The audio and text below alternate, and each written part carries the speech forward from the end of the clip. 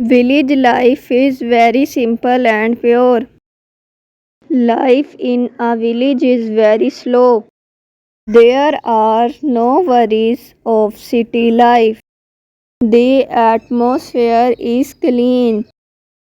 There are mud houses, but now most of the people live in cemented houses. The houses have big courtyards. The people living in a village are innocent and hardworking. The farmers get up early in the morning and go their field. They lead a contented life. There are some problems in a village life.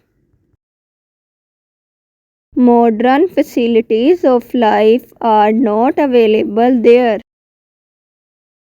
There are not good schools, hospitals, shops, and factories. There are no transport facilities in a village. In spite of the defects and problems, life in a village is more peaceful than it is in a big city.